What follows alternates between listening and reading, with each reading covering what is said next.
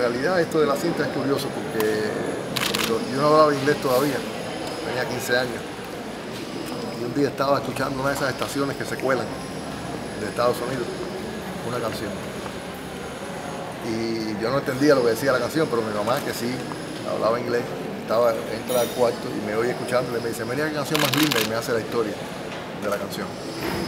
Pero bueno, estamos hablando de hace 42 años, una cosa así. Y bueno, después pasó lo que pasó, ¿no? La vida transcurre y uno, bueno, termina en Estados Unidos en las circunstancias que se conocen.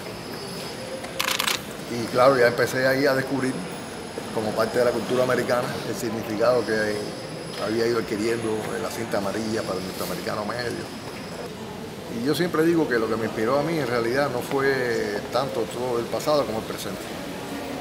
Porque ¿qué pasa? Que tú llegas a Cuba y empiezas a caminar y vas observando las reacciones de la gente y el cariño de la gente y sobre todo la capacidad que tiene la gente para manifestarlo de tantas formas.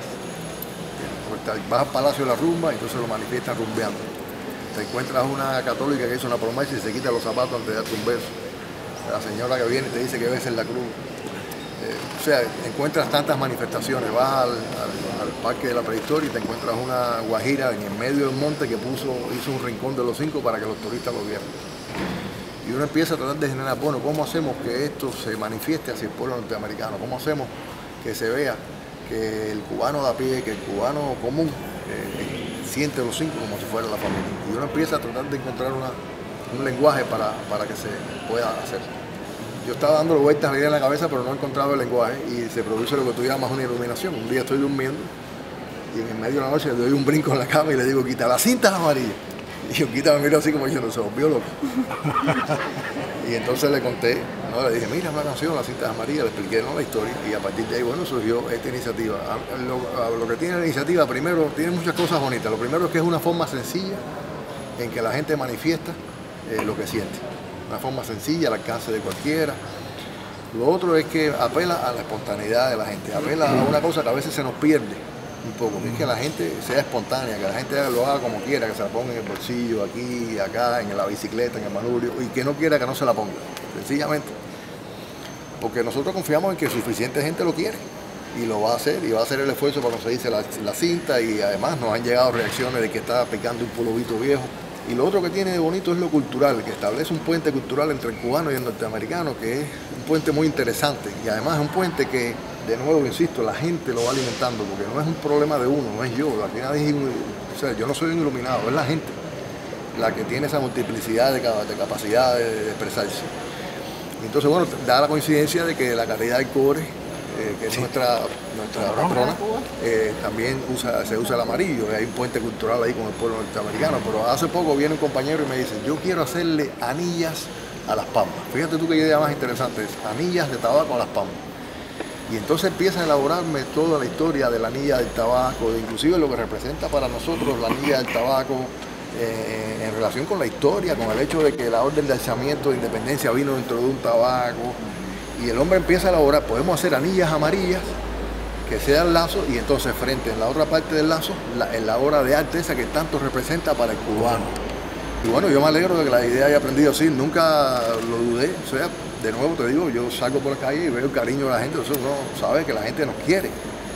Cosa que también es normal, porque cualquier país, cualquier pueblo quiere a quienes lo están defendiendo. Eso no, tampoco en eso... Bueno. La única diferencia es que los cubanos tenemos un espíritu solidario que se ha ido solidificando por los años, que es parte de nuestra idiosincrasia.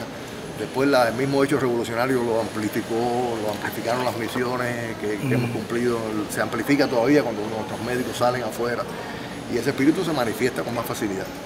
Aspiramos a que se produzca un fenómeno único, que haga la noticia que hace falta para que se hable del caso en los Estados Unidos y para que el americano se conecte con una noticia que se le escamoteó.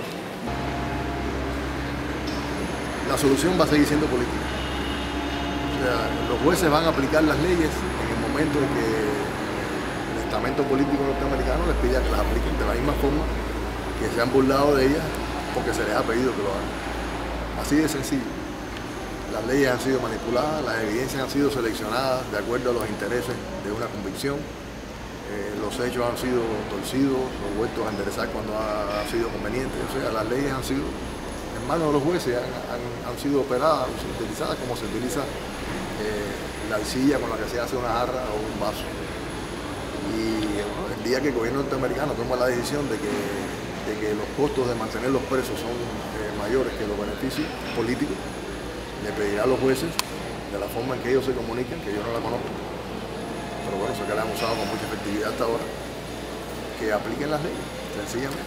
Yo quisiera aspirar y quisiera creer que les será más fácil a ellos aplicar las leyes que lo que han estado haciendo hasta ahora. Pero bueno, en definitiva la solución va a ser política.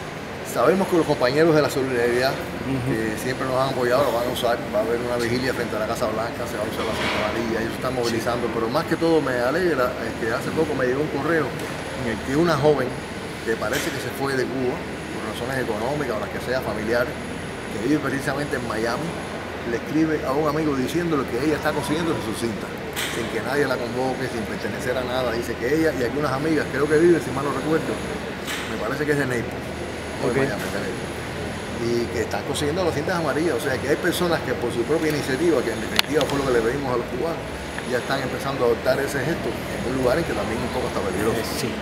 Ellos están contentos, sobre todo están contentos con que la campaña haya salido un poco de la rigidez. A veces caemos un poco en la monotonía y hay que dejar que la gente participe más, darle la oportunidad. La gente quiere. Hoy mismo tuvimos una reunión con